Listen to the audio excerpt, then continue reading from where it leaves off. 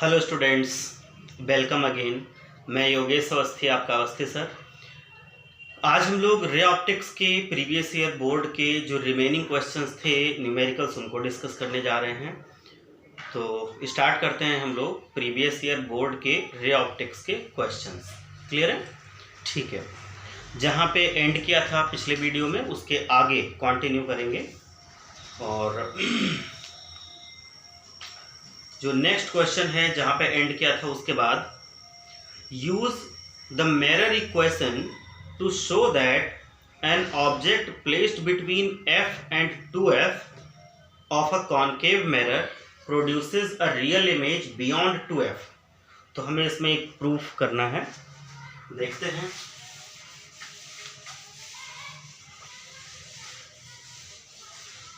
हमको ये प्रूफ करना है कि कॉन्केव मिरर के लिए अगर ऑब्जेक्ट हमारा f और 2f के बीच में होता है तो उसकी इमेज बनती है 2f के बियॉन्ड। ऑब्जेक्ट f फोकस और 2f यानी कि सेंटर ऑफ कर्वेचर इसके बीच में है तो इमेज बनेगी 2f के बियॉन्ड। 2f के बियॉन्ड का मतलब है 2f से लेके इनफाइनाइट तक।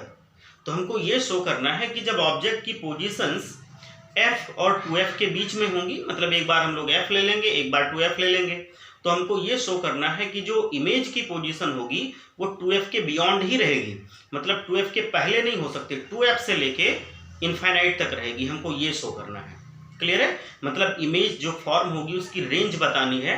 जब ऑब्जेक्ट की रेंज f और 2f के बीच में है तो इमेज की रेंज हमको बतानी है या शो करना है कि वो 2f के बियॉन्ड रहेगी इमेज, मतलब वो इनफाइनाइट और 2f के बीच में होगी।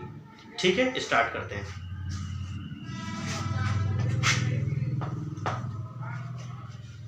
मिरर इक्वेशन हमें यूज करनी है। तो अब देखो, यहां पे ऑब्जेक्ट की दो पोजीशंस हैं। एक बार u डैश है, मान लो ये हमारे पास u है, ये है हमारे पास f, और जो u डैश है वो है हमारे पास 2f। हमको दोनों केसेस में इमेज की डिस्टेंस निकालनी है, v निकालना है और v डैश निकालना है। पहले बार ऑब्जेक्ट की डिस्टेंस f ले ली है, अगली बार ऑब्जेक्ट की डिस्टेंस 2f है, मतलब ऑब्जेक्ट f और 2f के बीच में है। तो इमेज हमें बताना है कि वो 2f के बियॉन्ड फॉर्म होगी। तो दो अलग अलग केसेस हम लोग सेपरेटली सॉल्व करेंगे। तो केस 1 लेते हैं।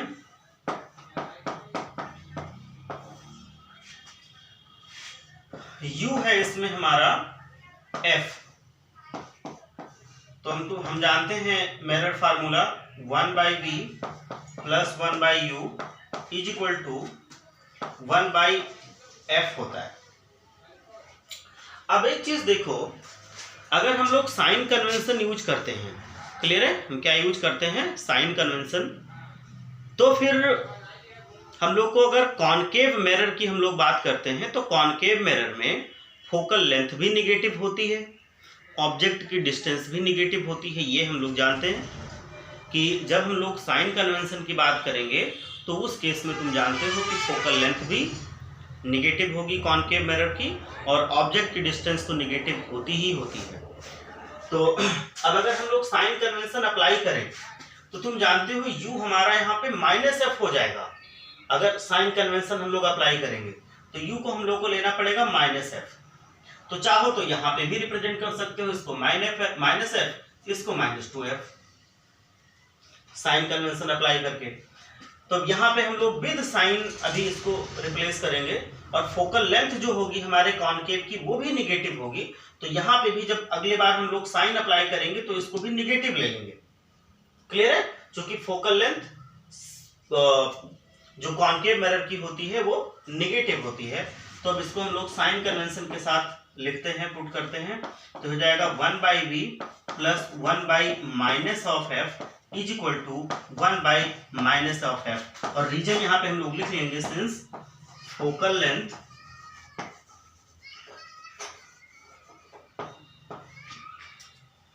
Of concave mirror is negative. यहाँ पे हमने अप्लाई नहीं किया क्योंकि ये मेथड फार्मूला है, तो फार्मूले में नहीं अप्लाई करेंगे, जब हम लोग उसकी वैल्यू पुट करेंगे तब अप्लाई करेंगे। तो हम लोग इसको ले जाएंगे राइट साइड, तो हमें मिल जाएगा 1/v इज इक्वल टू, ये -1/f है और ये माइनस है, उधर जाके प्लस हो जाएगा, तो ये हो जाएगा प्लस 1/f, तो 1/v हमको मिल गया, ये -1/f प्लस 1/f 0 हो जाएगा, क्रॉस मल्टीप्लाई कर दो तो हो जाएगा 1 is equal to 0 into v, तो v हमारा हो जाएगा 1/0 और 1/0 क्या हो जाता है, इनफाइनाइट, तो 1/0 इनफाइनाइट हो जाएगा, मतलब v इस बार होगा इनफाइनाइट, मतलब इस बार जो इमेज फॉर्म होगी वो इनफाइनाइट डिस्टेंस पे फॉर्म होगी, इन्फिनिटी पे फॉर्म होगी केस 1 में, जब ऑब्जेक्ट फोकस पे था। केस 2 ले लेते हैं, यहां तक सबको क्लियर है, नोट कर लो। केस 2 ले लेते हैं,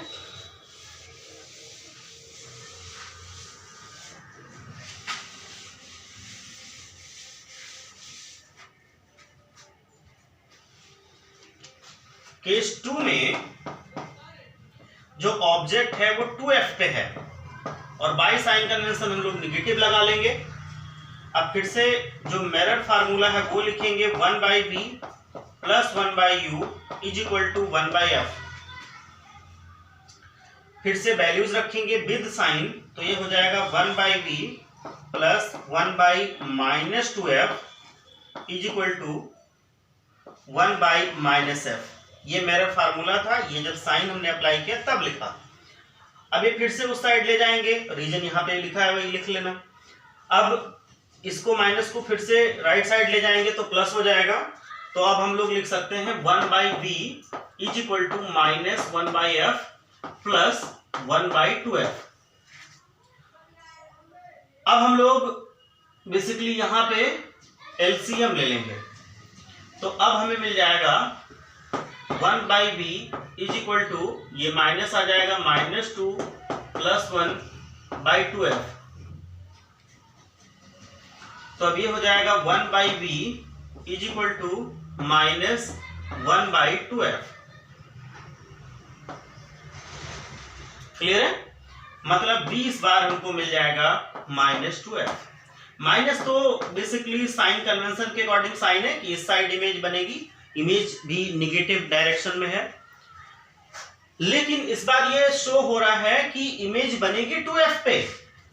पहले बार इमेज बनी थी हमारी पहले केस में इन्फिनिटी पे, मतलब इमेज की जो लोकेशन है वो 2f से लेके इन्फिनिटी तक होगी। यही हमें शो करना था कि जब ऑब्जेक्ट f और 2f पे होगा तो इमेज 2f के बियॉन्ड बनेगी। 2f के बियॉन्ड का मतलब 2f से इन्फिनिटी तक कहीं पे भी बन सकती है, तो इमेज की रेंज हो गई 2f से इन्फिनिटी तक, मतलब 2f के बियॉन्ड, और ऑब्जेक्ट जो कंडीशन गिवन थी कि वो f और 2f के बीच में रहेगा। क्लियर है सबको, तो हम लोग लिख सकते हैं hence image will be formed beyond 2f, यही हमें शो करना था, 2f से इन्फिनिटी तक मीन्स बियॉन्ड 2f। क्लियर है सबको, ठीक है। ये बहुत इंपॉर्टेंट है, कई बार आ चुका है एग्जाम में।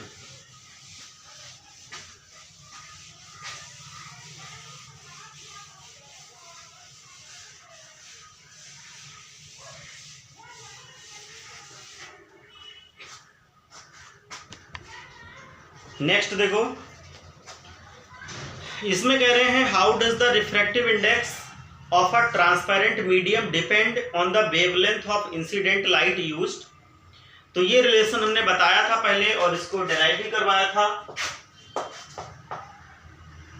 कि जो बेसिकली वेवलेंथ होती है किसी मीडियम में, वो लाइट की वेवलेंथ जो एयर में होती है डिवाइडेड बाई n होती है।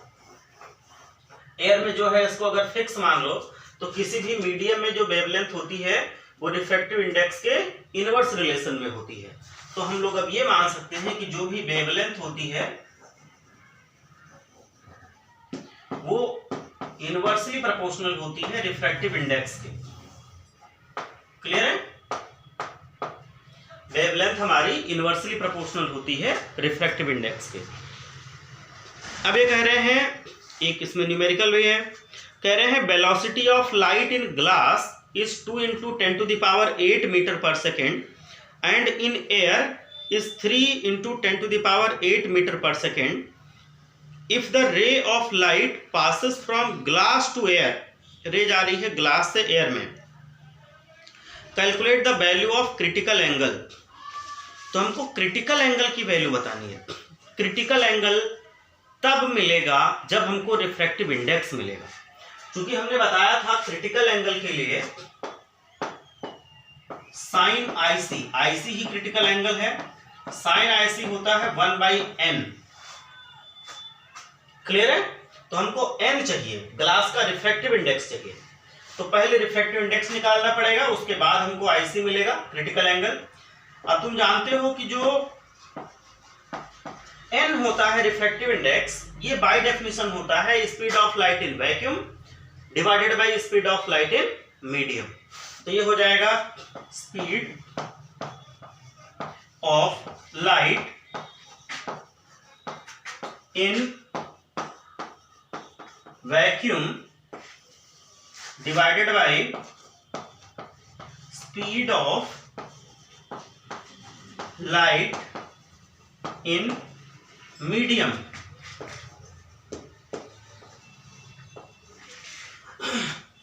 तो वैक्यूम की स्पीड हम जानते हैं और गिवन भी है, 3 into 10 to the power 8 होती है और गिवन भी है।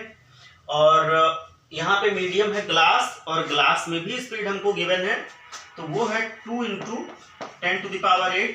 तो ये 10 to the power 8, 10 to the power 8, ये तो पूरा पूरा कैंसिल हो गया, 3/2 बचा। तो 3/2 हमारा, ये 3/2 ही लिख सकते हो या 1.5 लिख सकते हो, तो इसको 3/2 ही रहने दो। n हमारा हो गया 3/2। अब हम लोग n की वैल्यू रिप्लेस कर लेंगे, तो अब हमको मिल जाएगा साइन आईसी, ये मिल जाएगा 1/3/2। तो ये 2 ऊपर चला जाएगा, तो ये हो जाएगा sign IC is equal to 2/3। तो आईसी को हम लोग लिख सकते हैं साइन इनवर्स 2/3। यही हमारा हो जाएगा क्रिटिकल एंगल, और ऐसे इनवर्स के फॉर्म में ही लिख देना अगर एग्जैक्ट वैल्यू हमको नहीं मिल रही है तो क्रिटिकल एंगल हो जाएगा साइन इनवर्स 2/3। क्लियर है? ठीक है।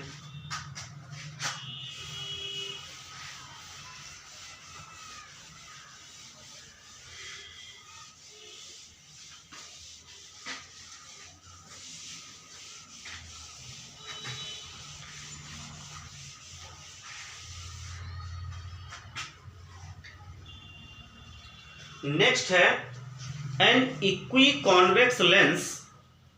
कॉन्वेक्स है, इक्वी है, मतलब रेडियस ऑफ कर्वेचर दोनों साइड की जो कॉन्वेक्स लेंस है सेम होंगे R1 R2।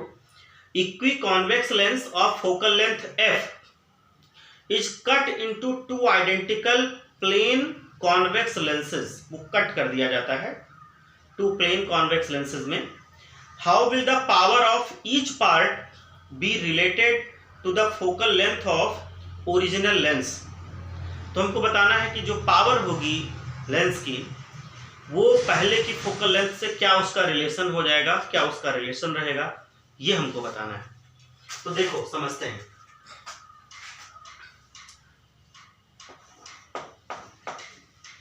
यहां पे इनिशियली इक्वी कॉन्वेक्स लेंस था, ये मान लो हमारा लेंस है।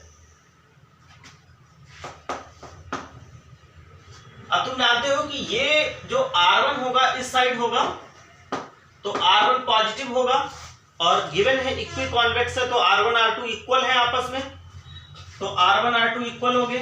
मतलब R1 को अगर हम लोग प्लस R ले लेते हैं, पॉजिटिव डिस्टेंस है, तो R2 हमारा इस साइड होगा, इसका रेडियस ऑफ कर्वेचर, तो R2 हमारा निगेटिव डायरेक्शन में है तो वो -R होगा, होगा दोनों ही R ही, इक्वी कॉन्वेक्स है तो अब यहाँ पे हम लोग फोकल लेंथ देखते हैं।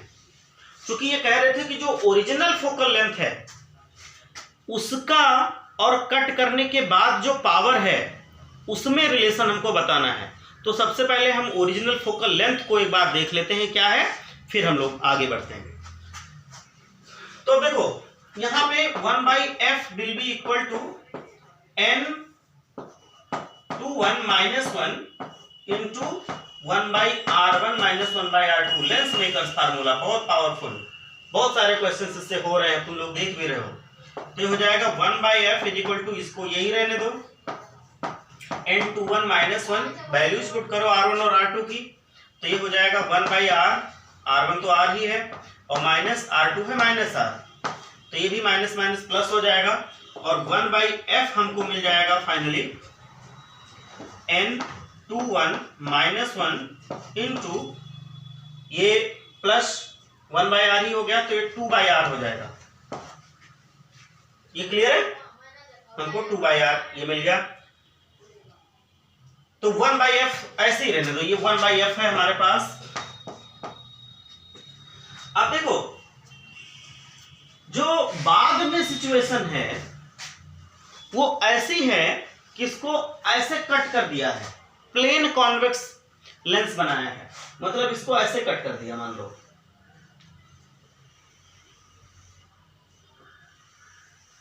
ऐसे, तो एक इस तरफ मिल जाएगा और एक अपना इस तरफ मिल जाएगा, ये वाला। तो दोनों की पावर और इनिशियल फोकल लेंथ में रिलेशन बताना है, मतलब ये जो लेंसेज बनेंगे कट करने के बाद इसकी पावर और इनिशियल फोकल लेंथ में रिलेशन बताना है। तो इसकी पावर देखो हम कैसे निकालेंगे। अगर यहां पे देखोगे तो ये वाला सरफेस तो अभी भी कॉन्वेक्स ही है, तो इसका r1 हमारा प्लस r ही होगा, और ये प्लेन हो गया दूसरा वाला सरफेस, और प्लेन का जो रेडियस ऑफ कर्वेचर है वो इनफाइनाइट होता है। तो यहां पे अगर r2 देखोगे इस वाले प्लेनो कॉन्वेक्स लेंस की, तो r2 हो जाएगा इन्फिनिटी। क्लियर है? ऐसे दूसरे में भी, दूसरे के लिए ऐसे सिचुएशन होगी, बट कैलकुलेशन में सेम रिजल्ट आएगा, इस वजह से वो किसी भी पार्ट को लेके हम लोग कर सकते हैं कैलकुलेट। अब देखो यहां पे हम फिर से लेंस मेकर्स फार्मूला लगाएंगे। फिर से जब लेंस मेकर्स फार्मूला लगाओगे तो हमको मिलेगा, मान लो ये 1/f डैश हम लोग मान लेते हैं, वो तो वही रहेगा n21 - 1 into 1/r1 - 1/r2, values put कर दो और यही पावर हो जाएगी इनिशियल, सॉरी फाइनल, जो कट करने के बाद है, क्योंकि 1/f 1/ फोकल लेंथ ही पावर होती है, तो यही फाइनल हमारी पावर हो गई जो हमें चाहिए थी। तो पावर हो गया n21 - 1 और 1/r1 1/r हो जाएगा और माइनस 1/r2 1/इंफिनिटी हो जाएगा। 1/इंफिनिटी हो जाएगा, हो जाता है 0, तो 1/इंफिनिटी 0 हो जाएगा। तो ये P हो जाएगा n21 - 1 इंटू 1/r। तो अब यहां से देखो इसको इक्वेशन 2 मान लो, चलो हमारे पास है यहां पे इक्वेशन 1 से देखो तो n21 - 1 इंटू 2/r, ये 1/f के इक्वल है। तो यहां पे 2 को उस साइड भेज दो, चूंकि हमको वैल्यू चाहिए n21 - 1 इंटू 1/r की, तो ये हो जाएगा n21 - 1 इंटू 1/r, तो ये हो जाएगा 1/2f। तो हम लोग जो n21 - 1 इंटू 1/r है इसकी वैल्यू इक्वेशन 2 में पुट कर देंगे, तो हमको फाइनल पावर P और इनिशियल फोकल लेंथ में रिलेशन मिल जाएगा। तो पुट कर दो, पुटिंग द वैल्यू ऑफ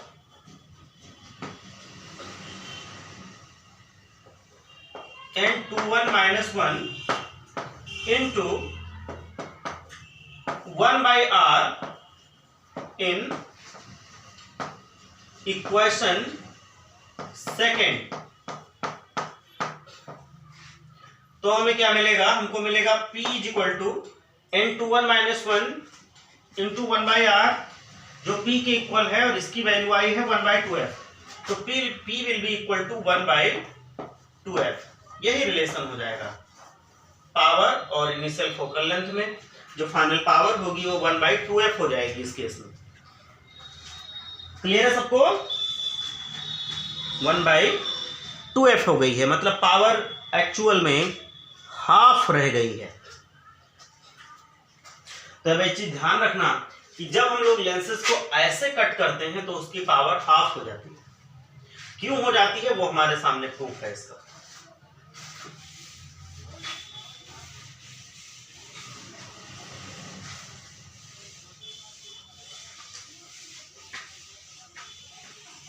ऐसे दूसरे वाले पार्ट को लेके भी हम लोग सॉल्व कर सकते थे। जो दूसरा वाला पार्ट मिला था इस साइड वाला, इसको लेके अपने आप से घर पे सॉल्व करना। कोई डाउट हो तो कमेंट में पूछना। क्लियर है? दूसरे वाले पार्ट को भी लेके सॉल्व करोगे तो सेम रिजल्ट आएगा, फाइनल पावर 1/2f ही आएगी। क्लियर है? इसको लेके भी सॉल्व कर लेना। किसी एक को लेके सॉल्व करना होता है। हमने लेफ्ट वाले को लेके किया है, तुम लोग राइट वाले को लेके एक बार कर लेना। इसको करने के बाद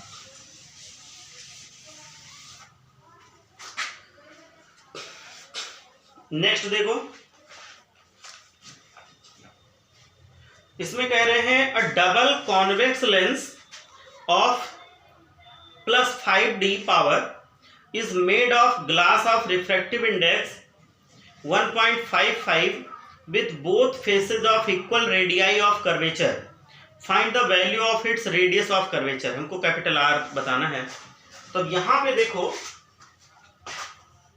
हमको बेसिकली पावर गिवन है और पावर गिवन है +5d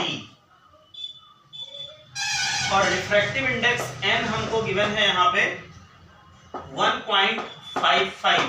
हमने बताया था कि जो रिफ्रैक्टिव इंडेक्स लेंस का होता है उसको हम लोग n2 लिखते हैं। जो बाहर का मीडियम होता है जिसको एयर हम लोग ले रहे हैं वो n1 है। तो ये n2 है बेसिकली। जो ग्लास का रिफ्रैक्टिव इंडेक्स है वो n2 है और बाहर कुछ नहीं गिवन है, मतलब बाहर एयर है और एयर का रिफ्रैक्टिव इंडेक्स 1 होता है।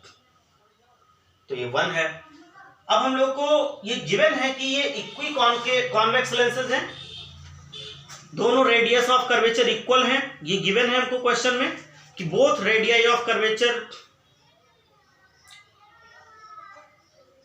और सेम। तो उस केस में हमको रेडियस ऑफ कर्वेचर बताना है। तो हमने बताया था अभी पिछले वाले क्वेश्चन में कि जब दोनों रेडियस ऑफ कर्वेचर सेम होते हैं तो R1 हमारा हो जाता है +r और R2 हमारा हो जाता है -r। मैग्नीट्यूड में तो दोनों सेम होते हैं, बट R1 चूंकि इस तरफ होता है तो वो पॉजिटिव, R2 इस तरफ होता है तो वो निगेटिव, तो ये निगेटिव हो जाता है। फिर से इसमें लेंस मेकर्स फार्मूला यूज होगा। तुम जानते हो कि 1/f is equal to n21 - 1 into 1/r1 - 1/r2 होता है। अब देखो 1/f ही पावर होती है, तो ये तो पावर हो गई, इसमें कोई शक नहीं है, ये पहले से ऑलरेडी जानते हो। तो ये पावर हो गई P और n21 को हमने बताया था n2/n1 होता है, तो ये n2/n1 हो गया और -1 ये तो है ही। और यहाँ पे चूंकि रेडियस ऑफ कर्वेचर दोनों फेसेस के सेम है तो 1/r1 1/r हो गया और -1/r2 r2 -r है तो -1/-r हो गया। तो अब हम लोग वैल्यूज पुट कर लेंगे यहाँ पे। तो P है हमारे पास 5, तो P की जगह पे आ गया 5 और n2 है हमारे पास 1.55, n1 1 है -1 और ये देखो 1/r और ये माइनस प्लस ये भी प्लस हो जाएगा तो 1/r + 1/r, तो ये हो जाएगा 1/2/r, तो ये हो जाएगा 2/r, तो ये हो गया 2/r। अब देखो यहाँ पे एक ही अननोन बचा है r, बाकी सारी चीजें हमें पता है, हमने लिख भी ली है। तो यहां से हमको मिल जाएगा r, radius of curvature. Clear है सबको?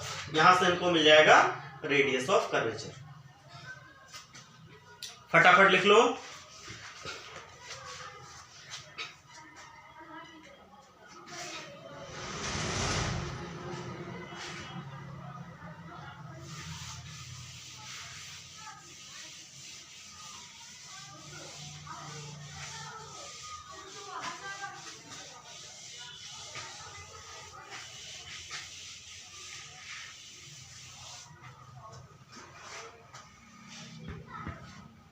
यही टाइम है जब अपना स्कोर बढ़ा सकते हो। जितने भी अप्स डाउन्स हुए हो पूरे ईयर में कोई फ़र्क नहीं पड़ता, इस टाइम पे अपने आप को एक्सेलरेट कर लो जितना कर सकते हो और मार्क्स अच्छे ही आएंगे। और इस टाइम पे अगर थोड़ा सा भी गड़बड़ कर गए तो पूरे साल अच्छा भी क्या हो तो मार्क्स गंदे आ जाते हैं अच्छे बच्चों के भी। तो इस वजह से इस टाइम पे अपने आप को थोड़ा सा एक्सेलरेट करके रहो, मोटिवेट करके रहो, अपनी को हेल्दी रखो, ध्यान रखो अपना और पढ़ाई करते रहो। क्लियर है? देखो नेक्स्ट है two monochromatic light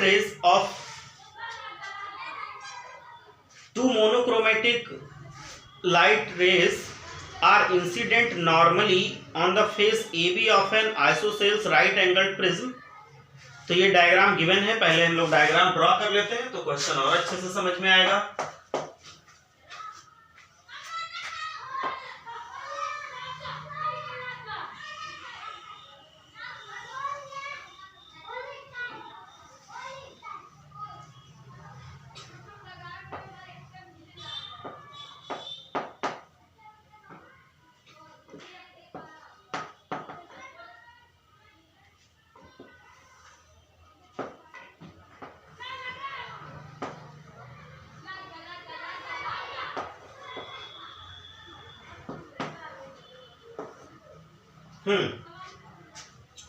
Two monochromatic light rays are incident normally on face AB of an isosceles right-angled prism ABC.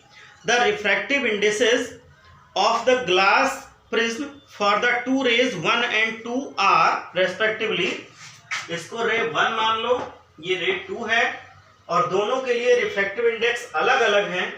एक के लिए रिफ्रैक्टिव इंडेक्स है N1 अगर कहो फर्स्ट रे के लिए तो ये N1 है 1.35 और सेकंड के लिए N2 कह दो, N2 है हमारे पास 1.45। अब कह रहे हैं trace the path of these raise after entering through the prism. Path हमको बताना है तो इसको समझो भाई, यहां पे TIR हो सकता है क्योंकि यहां से तो राइट लाइट सीधे चली जाएगी और अगर इस फेस पे TIR हो जाएगा तब तो लाइट इधर आएगी, और अगर TIR नहीं होगा, TIR means total internal reflection, अगर टोटल इंटरनल रिफ्लेक्शन हो जाएगा तब तो लाइट ऐसे जा रही है ऐसे इधर आ जाएगी, जो भी रिफ्लेक्शन होगा उस एंगल से। और दूसरा अगर TIR नहीं होगा तो लाइट हमारी ऐसी चली जाएगी। तो अब हमें बताना है कि TIR होगा कि नहीं होगा। पाथ हम लोग तब बता सकते हैं जब हमें यह पता चल जाए कि TIR होगा कि नहीं होगा, क्योंकि TIR की एक कंडीशन तो पहले से ही सेटिस्फाई हो रही है कि अब वो ग्लास से एयर में जाना चाह रही है इस फेस पे, तो वो डेंसर टू रेयर मीडियम जाना चाह रही है, वो कंडीशन तो सेटिस्फाई हो गई। अब बचे ये कि अगर angle of incidence critical angle से हायर हो जाएगा तो TIR हो जाएगा। तो हमको चेक ये करना है कि angle of incidence critical angle से हायर है या लोअर है। तो वो हम लोग दोनों रेज के लिए बारी बारी से चेक करेंगे कि angle of incidence critical angle से हायर है या लोअर है। हायर होगा angle of incidence critical angle से तो TIR होगा, अगर लोअर होगा तो नहीं होगा। तो देखते हैं, देखो यहां पे पहली बात तो ये है कि एंगल ऑफ इंसिडेंस पहले देख लो, फिर क्रिटिकल एंगल हम लोग देखते हैं। ये नॉर्मल है, एंगल ऑफ इंसिडेंस दोनों के लिए सेम ही होगा। ये एंगल ऑफ इंसिडेंस है तो वो देखो कितना होगा, ये 45 है, ये 90 है तो ये भी 45 होगा, ये 90 ये 45 तो ये भी 45, और दिस प्लस दिस 90 है तो अगर ये 45 है तो ये भी 45 होगा। तो एंगल ऑफ इंसिडेंस दोनों रेज के लिए 45 होंगे, ये श्योर है। ऐसे इसके लिए भी ड्रॉ कर सकते हो, उसमें कोई बड़ी बात नहीं है। तो यहां पे भी जो इसका एंगल ऑफ इंसिडेंस है वो 45 ही होगा। तो एंगल ऑफ इंसिडेंस दोनों के लिए 45 है, मतलब जो आई है ये हमारा फिक्स हो गया कि वो 45 है। अब हम लोग आईसी निकालेंगे, तो अगर एक चीज और देख लो कि जो साइन आई है ये हो जाएगा साइन 45, तो ये हो जाएगा 1/√2, और 1/√2 जो होता है ये होता है 1/1.414। तो ये साइन आई को ऐसे ही कैलकुलेट करके यहां रहने दो। अब हम लोग आईसी निकालेंगे N1 के रेस्पेक्टिव, N2 के रेस्पेक्टिव, और चेक करेंगे कि आई आईसी से ग्रेटर है या स्मॉलर है। तो अब देखो हमने बताया था कि जो साइन आई होता है, आईसी होता है, वो 1/n होता है, 1/n। तो अब यहां से देखो पहले रे के लिए हम लोग लिख रहे हैं, फर्स्ट रे के लिए, तो साइन IC1 लिख दो इसको, तो ये हो जाएगा 1/n1, तो ये हो जाएगा साइन IC1, ये हो जाएगा 1/1.35। अब देखो 1/1.35 1/1.414 से हायर होगा, क्योंकि डिनोमिनेटर कम हो रहा है तो वैल्यू लार्जर हो जाएगी। ये सबको क्लियर हो रहा है? यहाँ पे ये आई में है 1/1.414 और यहाँ पे आईसी में है 1/1.35, तो ये वैल्यू इस वैल्यू से ग्रेटर होगी। इसका मतलब हमें क्या मिला? हेंस जो साइन IC1 है it will be greater than sine i, तो इसका मतलब IC1 will be greater than i. तो यहां पे कंडीशन सेटिस्फाई नहीं हो रही है, क्योंकि यहां पे क्रिटिकल एंगल ऑफ इंसिडेंस से हायर है, जबकि TIR होने के लिए क्या जरूरी है कि angle of incidence critical angle से हायर होना चाहिए। तो यहां पे TIR नहीं होगा और ये रे रिफ्रैक्ट होके बाहर चली जाएगी, तो यहां पे नो TIR नहीं होगा। तो ये रे हमारी बाहर ऐसे चली जाएगी, तो इसका पाथ ऐसे होगा पहले रे का।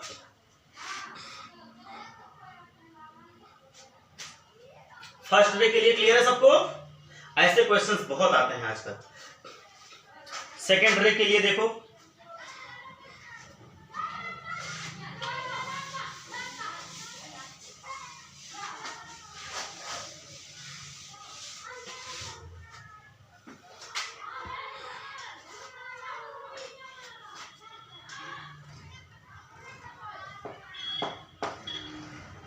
अब अगर हम लोग साइन IC2 देखेंगे तो ये हो जाएगा 1/n2 सेकेंड रे के लिए, तो ये हो जाएगा sine IC2 will be equal to 1/1.45।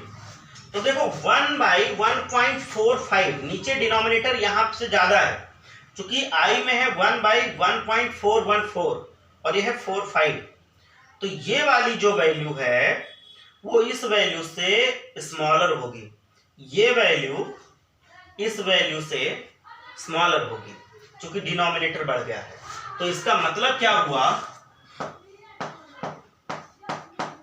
Sign IC2 ये लेसर है, will be less than sine I। इसका मतलब IC2 is less than I। तो अब यहां पे वो कंडीशन सेटिस्फाई हो रही है कि जो एंगल ऑफ इंसिडेंस है वो क्रिटिकल एंगल से हायर है, लार्जर है, तो इस कंडीशन में TIR हो जाएगा, TIR होगा यहाँ पे, क्योंकि angle of incidence critical angle से हायर हो गया और लाइट डेंसर टू रेयर तो जाना चाह ही रही थी पहले से, वो ग्लास एयर में जाना चाह रही थी, तो दोनों कंडीशन सेटिस्फाइड है, तो TIR हो जाएगा। तो ये TIR 45 पे ही हो जाएगा, क्योंकि एंगल ऑफ इंसिडेंस 45 है, तो एंगल ऑफ रिफ्लेक्शन भी 45 होगा लॉ ऑफ रिफ्लेक्शन के अकॉर्डिंग।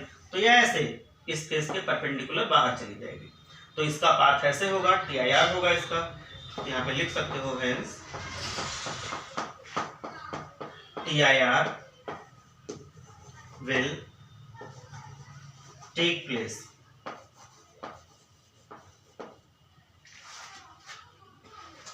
क्लियर है? तो फर्स्ट रे का TIR नहीं होगा, सेकंड रे का TIR हो जाएगा। क्लियर है? ठीक है।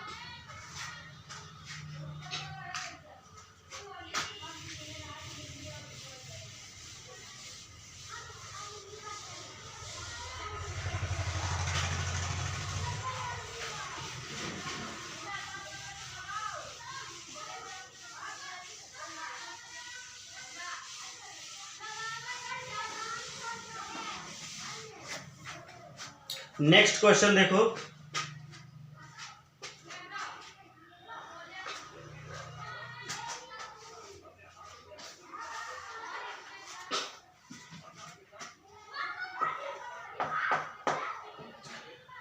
इसमें कह रहे हैं a ray of light falls on a transparent sphere with centre C as shown in the figure.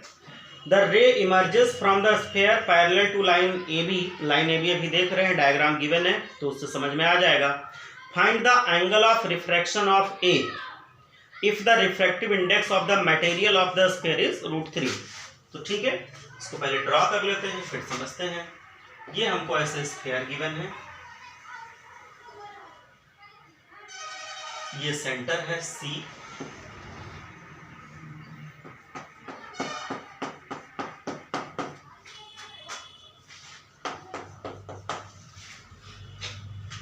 ये AB है, ये A है पॉइंट, ये B है पॉइंट, और ये ऐसे 60 डिग्री पे इंसिडेंट है यहाँ, ये 60 डिग्रीज है। अब जो इमर्जेंट रे है वो कह रहे हैं कि वो AB के पैरेलल है, तो यहां से चूंकि वो देखो रेयर टू डेंसर जा रही है, बाहर एयर है, ये गिवन है, ये बाहर एयर है और ये ग्लास है, ये ग्लास है, जो भी है ट्रांसपेरेंट मीडियम में, ग्लास नहीं है बट कोई भी ट्रांसपेरेंट मीडियम है, लेकिन उसका रिफ्रैक्टिव इंडेक्स जो N2 हम लोग इसको कह सकते हैं वो यहाँ पे गिवन है हमारा √3, तो √3 1 से ग्रेटर है, तो इस वजह से ये डेंसर मीडियम है, बाहर एयर है, रेयर है, तो वो टुवर्ड्स द नॉर्मल बेंड होगी। ये नॉर्मल भी है यहाँ पे, तो इसकी तरफ बेंड हो जाएगी, वो कुछ पहले ऐसे जा रही थी, अब वो कुछ ऐसे बेंड हो जाएगी। अब ये कह रहे हैं कि जब वो बाहर जाएगी स्फीयर के तो वो AB के पैरेलल जाएगी, ये गिवन है। तो यहाँ पे इसका जो इमर्जेंस है वो हमको पता है, ये गिवन है कि जब वो स्फीयर से बाहर जाएगी तो AB के पैरेलल जाएगी, तो पैरेलल बना दो, तो यहाँ पे AB के पैरेलल ड्रॉ कर दो, ये इमर्जेंट रे हो गई। क्लियर है?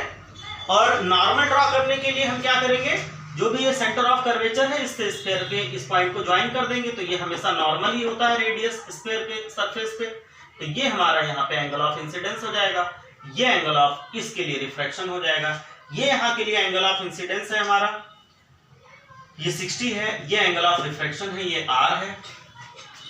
क्लियर है? इसका रिफ्रैक्टिव इंडेक्स √3 है और बाहर का 1 है, ये हम जानते हैं, चूंकि बाहर एयर है तो उसका रिफ्रैक्टिव इंडेक्स 1 होगा। अब इसको हम लोग I' मान लेते हैं, इसको R' मान लेते हैं, ऐसा। यहाँ पे एंगल ऑफ रिफ्रैक्शन हमने R' मान लिया, यहाँ पे I' मान लिया। हमको ये R बताना है, हमको बताना है एंगल ऑफ रिफ्रैक्शन, हमको बताना है find the angle of refraction of A if the refractive index of the material of the sphere is √3। तो इसका रिफ्रैक्टिव इंडेक्स √3 है और ये एंगल ऑफ रिफ्रैक्शन हमको बताना है। तो देखो एक चीज, जो होशियार स्टूडेंट है उसके लिए इसको करना बिल्कुल बाएं हाथ का खेल है, और बताने के बाद तो सबके लिए खेल हो जाएगा। क्यों? क्योंकि अगर स्नेल्स लॉ सोचो तो स्नेल्स लॉ से sin I by sin R = n/1 होता है, तो हमको इसका भी रिफ्रैक्टिव इंडेक्स गिवन है, हमको बाहर का भी रिफ्रैक्टिव इंडेक्स गिवन है, तो सिर्फ एक ही तो अननोन है, R ही तो अननोन है और तो कुछ अननोन है नहीं। तो यहां की कंडीशन क्या है, इससे कोई मतलब ही नहीं रहेगा R के फाइंड करने के लिए, क्योंकि R हमको डायरेक्टली स्नेल्स लॉ से मिल जाएगा, sin I by sin R = n/1। तो n2 हमको ये √3 गिवन है, n1 बाहर एयर है, हमको 1 गिवन है, जानते हैं हम 1 है, तो डायरेक्टली हम लोग स्नेल्स लॉ से इसको कैलकुलेट कर सकते हैं। ये इधर का गिवन भी नहीं होता तो कोई प्रॉब्लम नहीं थी, क्योंकि ये 60 डिग्री गिवन है, तो इस वजह से इसको हम लोग निकाल सकते हैं। तो अब यहां पे हम लोग क्या करेंगे, स्नेल्स लॉ लगाएंगे। तो हम लोग लिख सकते हैं फ्रॉम, अब इसमें होता क्या एक्चुअल में एग्जाम में, अगर ये सिचुएशन, ये डायग्राम तुम लोग देखते एकाएक, तो इसमें वो डायग्राम देख के बहुत से बच्चे कंफ्यूज हो जाते हैं और परेशान हो जाते हैं कि ये कह रहे हैं कि यहाँ पे रे इसके पैरेलल जा रही है, तो इसमें बड़ा कॉन्सेप्ट लगेगा कुछ, या कुछ बड़ी चीज होगी। तो हर बार जरूरी नहीं है कि बड़ी चीज हो ही हर क्वेश्चन में, जैसा कि यहाँ पे नहीं है। हालांकि जो इसके पहले वाली प्रॉब्लम्स थी उसमें कुछ था, लेकिन इसमें बहुत ज़्यादा बड़ी प्रॉब्लम नहीं है, थोड़ा सोचने की ट्रिकी प्रॉब्लम है। तो अगर ये ट्रिक क्या बेसिकली, अगर ये चीज़ याद आ गई वहाँ पे करके जाओगे तो याद आ ही जाएगी, तो इसको इजीली कर ले जाओगे, नहीं तो बहुत मुश्किल हो जाएगा और फंस जाओगे इसमें, टाइम भी वेस्ट होगा और कर भी नहीं पाओगे। तो इसको करके जाना है अपने आप से। फ्रॉम स्नेल्स लॉ, जो साइन 60 साइन आई हो गया by sine R will be equal to n2 1। तो n2 है यहाँ पे √3, n1 है 1। ये सबको क्लियर हुआ? तो अब हम लोग क्रॉस मल्टीप्लाई कर देंगे, तो हमको मिल जाएगा sine 60 is equal to √3 into sine R. अब साइन 60 क्या होता है? साइन 60 होता है √3/2। तो ये हो जाएगा √3/2 is equal to √3 sine R. तो √3 से √3 कैंसिल हो जाएगा ये। तो अब हमको मिल जाएगा sine R is equal to, ये √3 कैंसिल हो गया, तो हमको मिल जाएगा sine R is equal to 1/2। तो ये हो गया 1/2, और 1/2 होता है साइन की 30 पे वैल्यू। तो इसी को हम लोग लिख सकते हैं sine R will be equal to sine 30, चूंकि 1/2 साइन 30 हम लोग लिख सकते हैं, हेंस आर हो गया 30 डिग्रीज। तो जो एंगल ऑफ रिफ्रैक्शन होगा वो 30 डिग्रीज होगा। तो यहाँ की कंडीशन से कोई फर्क नहीं पड़ रहा है, बट वो है तो है। क्लियर है सबको? ठीक है, नेक्स्ट है हमारा figure shows a ray of light passing through a prism if the refracted ray QR is parallel to the base BC so that R1 is equal to R2 is equal to A/2 and angle of minimum deviation DM is equal to 2I minus A। तो diagram मैं बना दे रहा हूं, ये फिर देखते हैं, समझते हैं थोड़ा सा।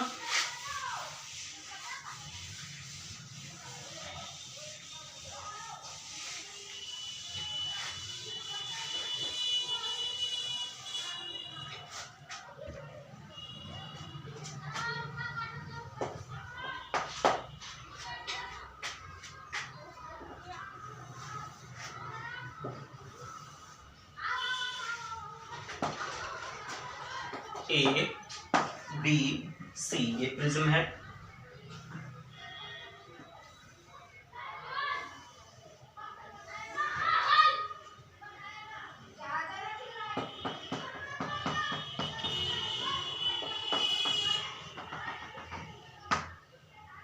ये भी नॉर्मल है, ये भी नॉर्मल है, ये I है गिवन है, ये R1 है, ये D है पॉइंट, ये P है, ये Q है, ये यहाँ लिख दे रहा हूँ, ये Q है,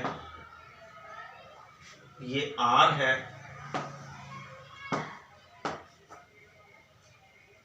ये E है,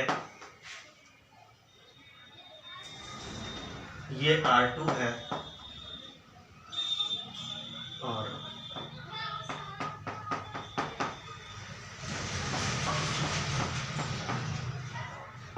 ये हमारा angle of minimum deviation given है। अब देखो क्वेश्चन में ये कह रहे हैं कि जो QR है, क्लियर है, वो बेस BC के पैरेलल है, और हमको प्रूफ करनी है दो चीजें। हमको पहले में तो प्रूफ करना है R1 is equal to R2 is equal to A/2, एक तो ये प्रूफ करना है, और दूसरा हमको प्रूफ करना है DM is equal to 2I minus A। तो अब देखो जो कंडीशन गिवन है कि ये जो क्यू आर रे है, रिफ्रैक्टेड रे, वो बेस बीसी के पैरेलल है, और ये कंडीशन होती है जब मिनिमम डेविएशन का केस होता है। मिनिमम डेविएशन के केस में जो रिफ्रैक्टेड रे होती है प्रिज्म के थ्रू वो बेस के पैरेलल होती है, तो यहाँ पे वो है पैरेलल, तो इसका मतलब ये है कि ये मिनिमम डेविएशन का केस है। और मिनिमम डेविएशन के केस में जब हम लोग प्रिज्म फार्मूला डेराइव करते हैं, जब प्रिज्म का रिफ्रैक्टिव इंडेक्स निकालने वाला फार्मूला डेराइव करते हैं, n = sin a + dm/2 divided by sin a/2, तो उसमें हम लोग बीच में ही ये दोनों रिलेशंस प्रूव करते हैं। ये दोनों नोट्स में प्रेजेंट होगा। ये r1 = r2 जब मिनिमम डेविएशन का केस लेते हैं तो वो a/2 हो जाता है, और dm हमारा हो जाता है 2i - a, तो यहीं से हमको i मिलता है dm + a/2। क्लियर है? तो ये दोनों रिलेशंस हम लोग उसमें डेराइव करते हैं। तो ये बेसिकली डेरिवेशन है जो हम लोग प्रिज्म फार्मूला में, या जब हम लोगों ने टॉपिक किया था रिफ्रैक्शन थ्रू प्रिज्म, तो उसमें हम लोग इसको ऑलरेडी कवर कर चुके हैं।